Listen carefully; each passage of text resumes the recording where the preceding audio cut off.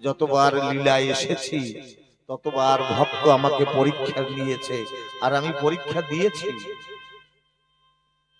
ওই মুসলমান গুরুচাঁদের চরণ ধরে জীবনের মতো জীবন যৌবন গুরুচাঁদের চরণে অর্পণ করে জনমের মতন হরিভক্ত হয়ে গেছে। তাই গুরুচাঁদ বলছে, তোদের তরাবো বলে আসিয়াছি নমকুলে, তাতে তোরা দয়া অধিকারী। ছিল জগা আর মাধা, প্রেম মেরেছিল কলসির কাঁধা, প্রেম দিতে করি নাই বাধা। তবে এই প্রেম প্রেম কথা সোজা নয়, প্রেম মিলে সাধনা। এই প্রেমের প্রেমিক একটু আগে আপনারা দর্শন করলেন, কিছুদিন আগে MB 79 হরি লীলামৃত কথা হয়েছে। সেখানের সকল মায়েরা যখন শুনেছে 48-এ শ্রীমান পঙ্কজ সর্দারের বাড়িতে হরি লীলামৃত কথা হবে, সকল কর্ম ফেলে তারা ছুটে চলে এসেছে। এ হলো প্রেমের নিদর্শন, প্রেমের পরাকাষ্ঠা। তাই প্রেম কথা সোজা নয়, প্রেম মিলে সাধনায়। প্রেম তো জল নয় যে পাবে যথা তথা, প্রেম যদি হতো সস্তা পুরে নিত বস্তা বস্তা, রাস্তা বাধা যেত প্রেম দিয়া। এ কবু সহজ নয়, দৈবাৎ কখনো কাহারও হয়, সবার প্রেম হয় না। কারণ কৃষ্ণ স্বয়ং শক্তিমান ছিলেন, 16 কলায় পরিপূর্ণ, কিন্তু প্রেম রাধারানীর কাছে ভিক্ষা চাইতেন।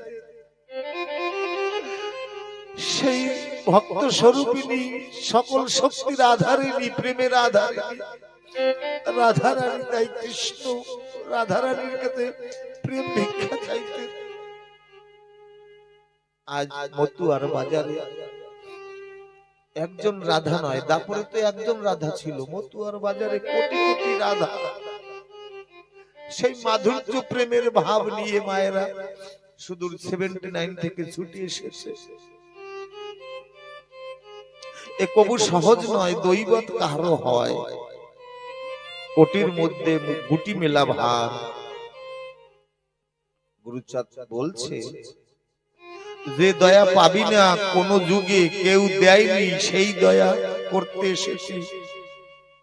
কোন যুগে এই দয়া কেউ করেনি। এবার কাউকে আমি নিরাশ করব না, কিন্তু যদি কথা মানো আমার। শ্রী অশ্বিনী গোসাই হরিসঙ্গীতে লিখলেন, চলরে চলরে সেই সদলে, সেই ভজনবাদীর রণস্থলে। আজকে এই ভজনের রণস্থল তৈরি হয়েছে। করণ যুদ্ধ করো, ধনুক ধরো শ্রী গুরুর সাথে। এমনি ভাবে মহোৎসব জয়পুরে তারকত্তার বাড়িতে মহোৎসবের আগে দূর দিগন্ত থেকে সকল ভক্তরা ছুটে আসছে। প্রেমিক চূড়ামণি তারক গোসাইয়ের বাড়িতে মহোৎসব হবে কিনা, কেউ নিমন্ত্রণ পেয়ে এসেছে, কেউ অনিমন্ত্রিত এসেছে। স্বর্গ থেকে দেবতা সকলে এসেছে, হিমালয় পর্বত থেকে মুনি ঋষি দেবর্ষি মহর্ষি সকলে এসেছে। এদিকে গুরুচাঁদ ঠাকুর বিচরণকে ডেকে বলছে, অবিচরণ পানসি সাজাবি না? আমার বাবার পোষা ময়না তারকের বাড়িতে মহোৎসব, ইচ্ছাময় তারকের বাড়ি মহোৎসব, যদি না যাই বাবাকে আমি কি জবাব দেব? চল আমরা পানসি সাজিয়ে মহোৎসবে যাই। আজ এই জয়পুরে এই তারকের বাড়িতেও 2 দিন পরে সুদূর পাখানজোড় থেকে সুন্দর হরিনামের পানসি সাজিয়ে পাগলরা আসবে। সুদূর মহারাষ্ট্র থেকে সেই দ্বাদশ পাগলের দল এই তারকের বাড়িতে শুক্রবারে এসে তারা দর্শন দেবে।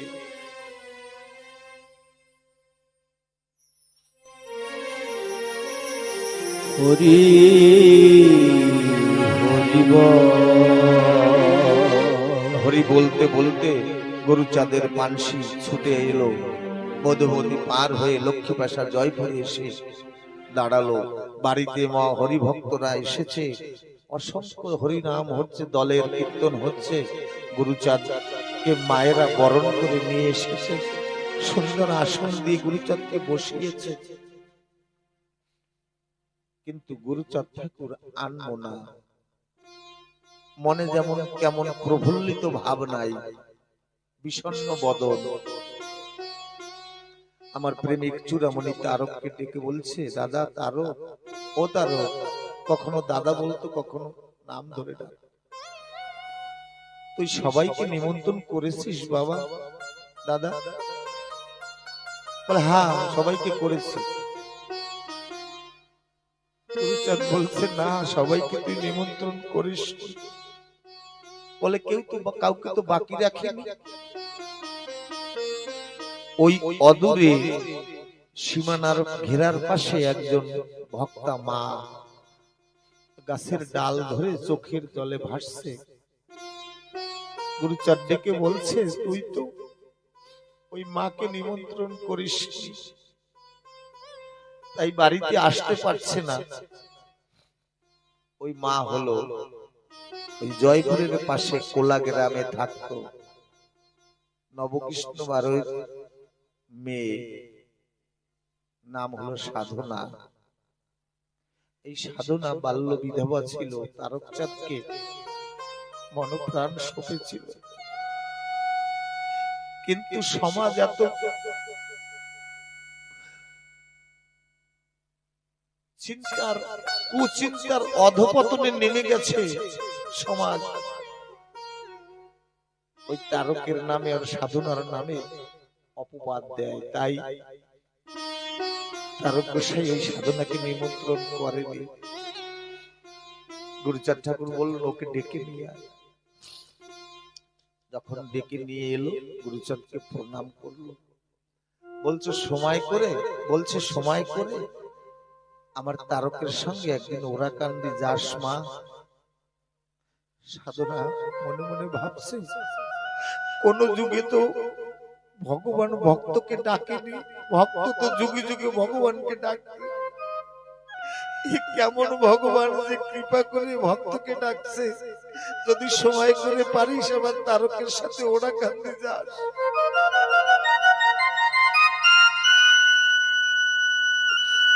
এই বলে মহোৎসব সম্পন্ন হলো।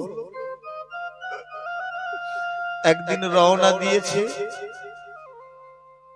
সাধনা দেবী গ্রামের ওই মাথা থেকে রওনা করলো, তারক গোসাই তার বাড়ি থেকে রওনা করলো।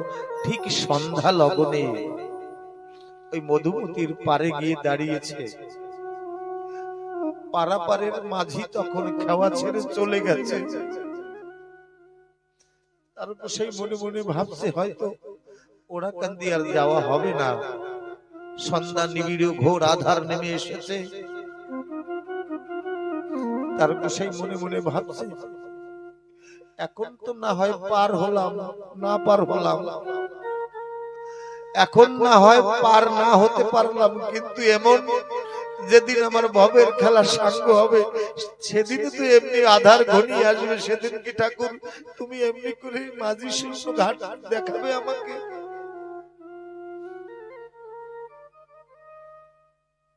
ভক্তের অনুরাগের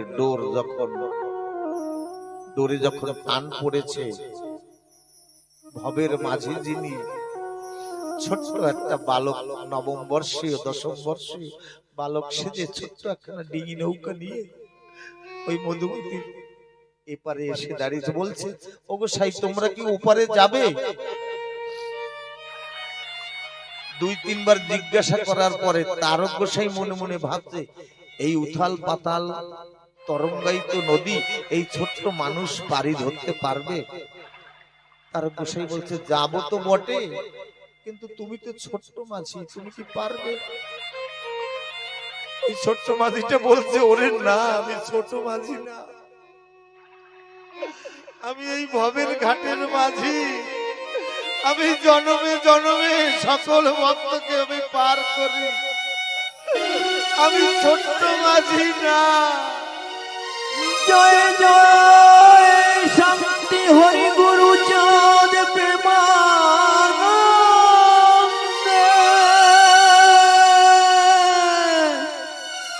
হরি হরি হরি হরি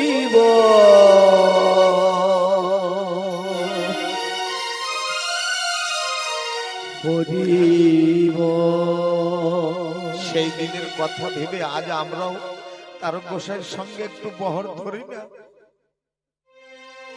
কর শ্রী গুরু কান্ডারি হরি নামের তরি হরি বলে তরি বলুন এবার যদি যাবি ওপার, সেদিন হয়তো আর ডাকার সময় থাকবে না। তার গোসাই বলছে তাহলে তুমি পার করে দিবে? ছোট্ট ছেলেটা বলছে আমি এই জগতে দুটো কাজ শুধু পারি, আমার বাবা শিখিয়েছে, তা হলো একটা গরু চড়ানো আর একটা এই মানুষ পারাপার করা, এছাড়া আমি অন্য কোনো জানি না। সাধনা দিনহীন অভাগিনী কাঙালিনী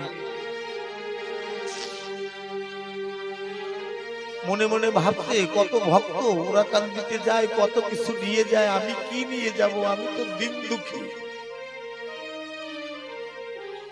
তাই কিছু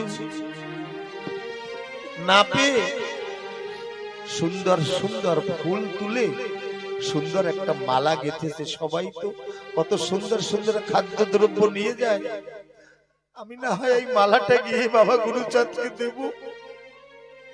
তাই মালাটা গেঁথে অঞ্চলে বেঁধে নিয়ে গেছে। ওই নৌকায় যখন উঠেছে ছোট্ট মাঝিটা পার করছে, আমার তারক গোসাই মাঝিটার দিকে দেখে মাঝি চরণের দিকে তাকিয়ে বলছে তোমাকে দেখে মনে হয় কত জনমের পরিচয়, বড় আপন মনে হয়। তুমি কোন মায়ের সন্তান বলো তো? এত ছোট্ট বয়সে তোমাকে কে মাঝি সাজিয়েছে বলো?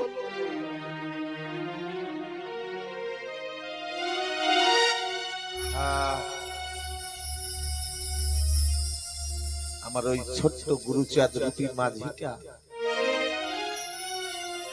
বলতে তো পারছে না, মনে মনে বলছে আমার শান্তি মা আমাকে এই পতিজীবীর মাঝি সাজিয়েছে।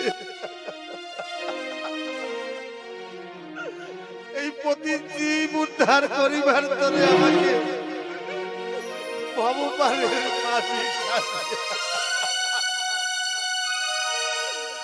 গুরুচাঁদ প্রেমানন্দে হরি ধ্বনি মঙ্গল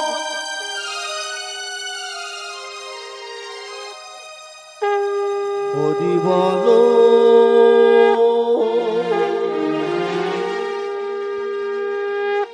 হরি হরি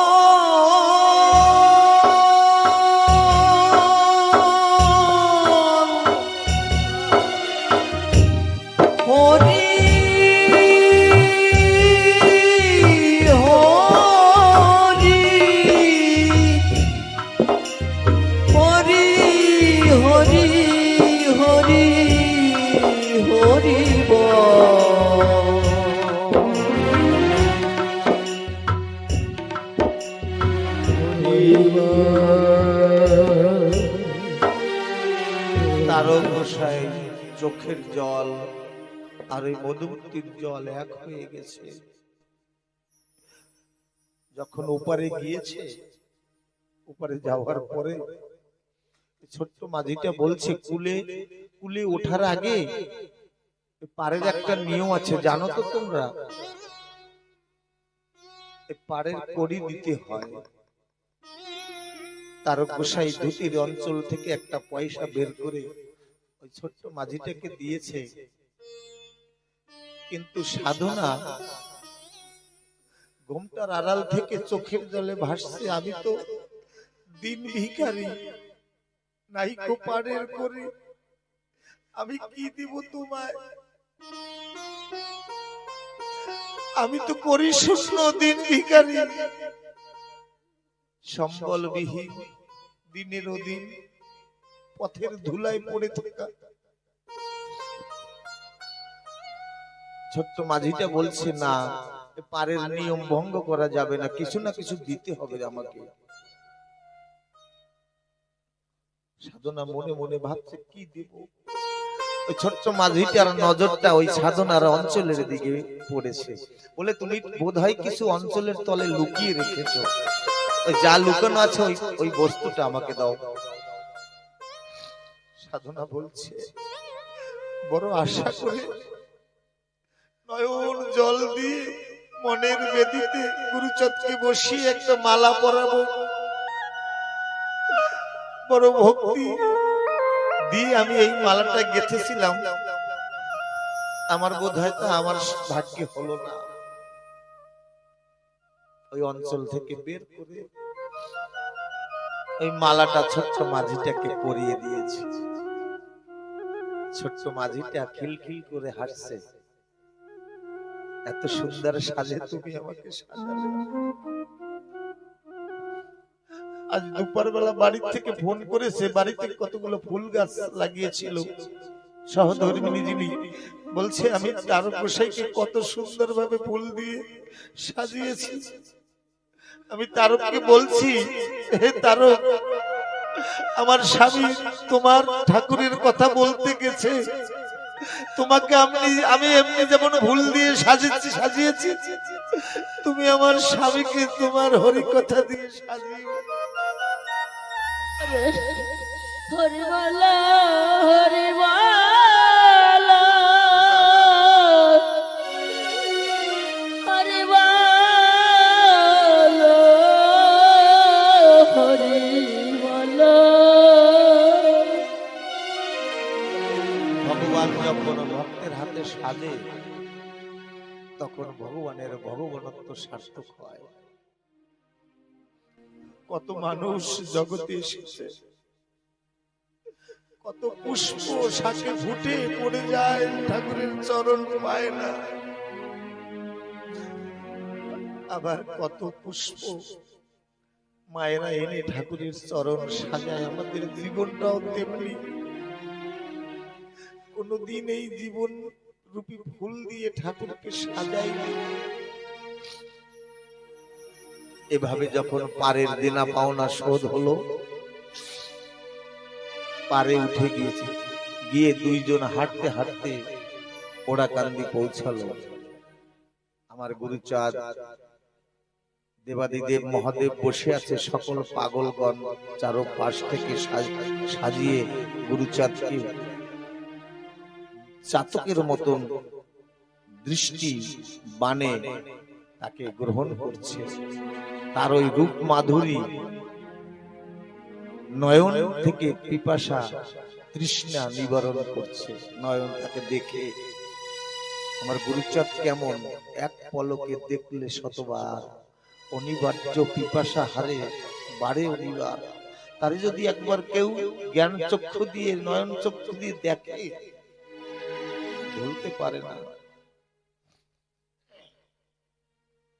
সকলে বসে আছে, তারকর্তা গিয়ে গুরুচাঁদকে প্রণাম করে বসেছে, কিন্তু ওই সাধনা মাথা নিচু করে দাঁড়িয়ে আছে।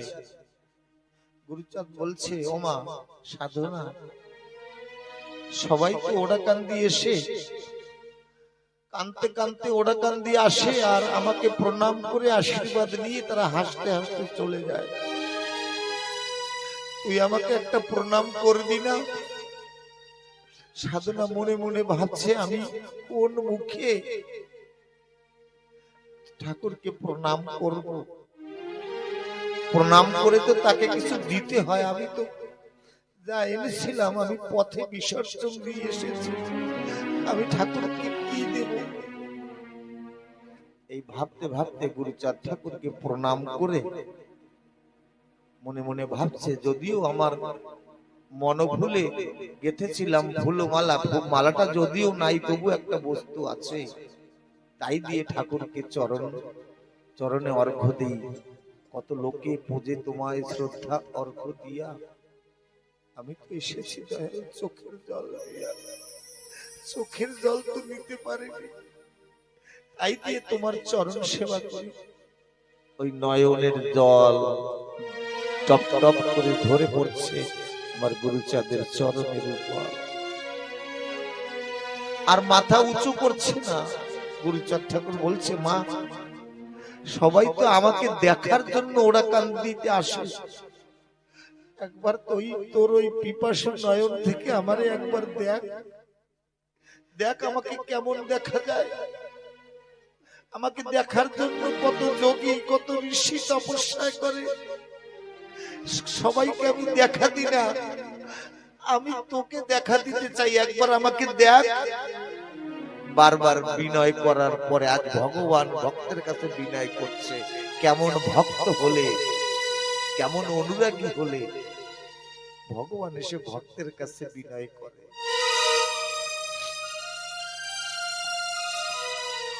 সাধনা অনেকবার বলার পরে গুরুচাঁদ ঠাকুর যখন বললেন, মাথা উঁচু করে দেখে যে মালাটা গেঁথে এনেছিল, যে মালাটা ছোট্ট মাঝির গলে দিয়েছিল, সেই মালাটা বাবা গুরুচাঁদের গলায় দুলছে। ওই মালার ভুলে এসে এসে বলছে, ও সাধনা আমি তোমারই হাতের মালা, আজ গুরুচাঁদের বক্ষে জায়গা পেয়েছি। সাধনা গুরুচাঁদের চরণ ধরে বলছে, তুমি তাহলে সেই পাড়ের মাঝি।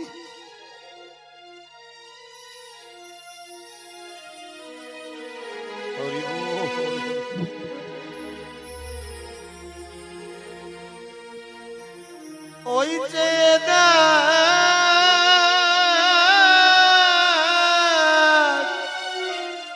ডুবলো বেলা,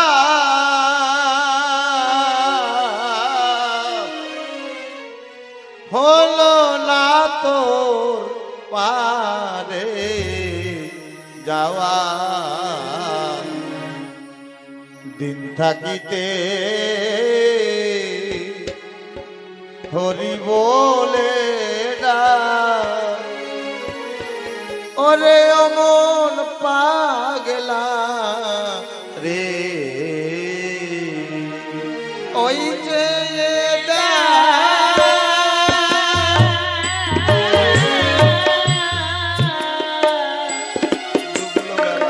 ডুবলো বেলা,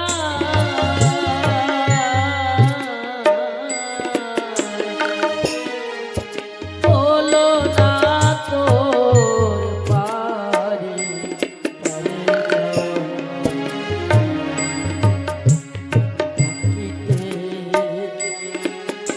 হরি বলে ডাক, ও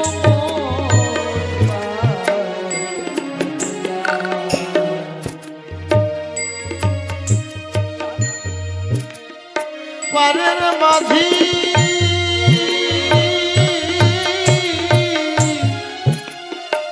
আমার গুরুচাঁদ,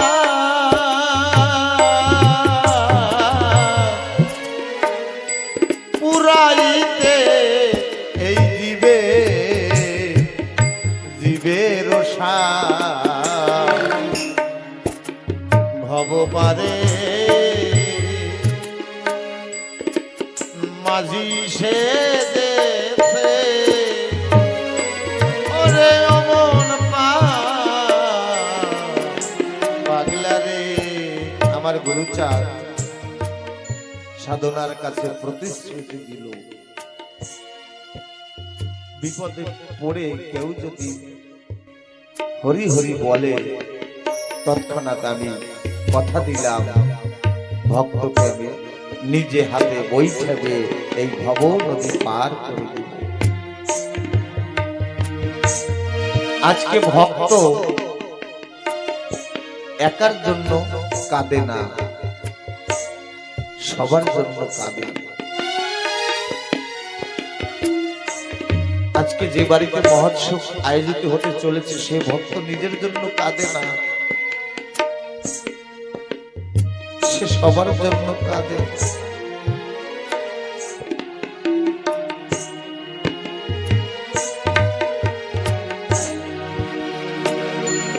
কিন্তু এইভাবে গুরু চাঁদ ঠাকুরের কাছ থেকে আশীর্বাদ নিয়ে তারা পূর্ণ ভক্তের চরণ ধুলি নিয়ে তারা পূর্ণ গ্রামে ফিরে গেলেন। এখানে ভক্ত ভগবানের মিলন হলো। কিন্তু এই জগৎ কলির কলুষে পাপে পরিপূর্ণ হয়ে গেছে। এ পাপ মুল্লুকে পাপ করেনি কোন, এই পাপ মুল্লুকে কে না পাপ করেনি, সকলে আমরা পাপ করেছি। কে আছে পুরুষ নারী, আমরা তো ছাড়। পাপে পঙ্কিল পাপীদের কান্ডারি। হরি বল হরি বল।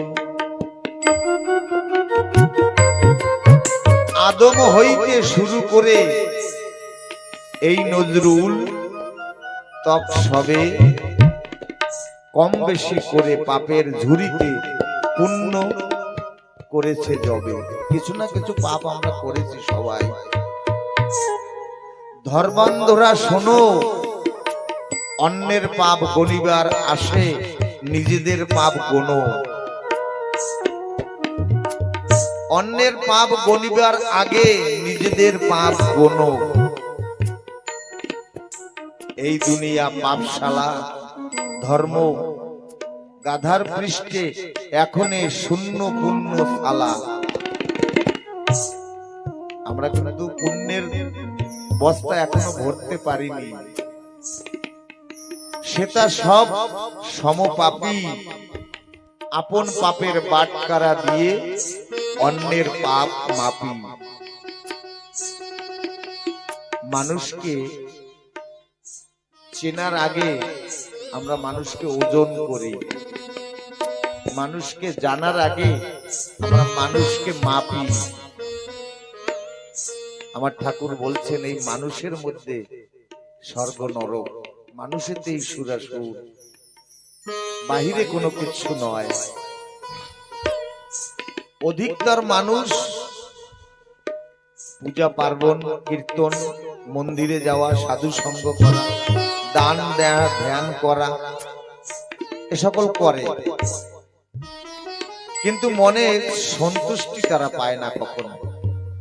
সাধু সঙ্গ করে, নাম জপ করে, দান করে, ধ্যান করে, কিন্তু প্রকৃত অন্তরাত্মায় যে সন্তুষ্টি তা কিন্তু তাদের জীবনে আসে না, কারণ তাদের এই শান্তি নাই।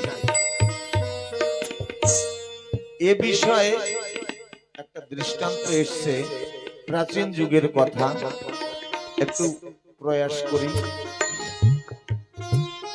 এক বুড়িমা এই অন্তরে কেন শান্তি আসে না, কেন সন্তুষ্টি পায় না। একজন বুড়িমা সারা জীবন সাধু সঙ্গ, পূজা অর্চনা, দান ব্রত করছে, কিন্তু মনে শান্তি নেই। উপায় খুঁজে পাচ্ছে না যে শান্তি কেমন ভাবে আনায়ন করি আমার মধ্যে। অনেকবার ঠাকুরের কাছে প্রার্থনাও করেছে, ঠাকুর একটু শান্তি দাও, হে প্রভু কৃপা করো। কেন? আমার কোনো অভাব রয়েছে কিন্তু খুঁজে পাচ্ছি না,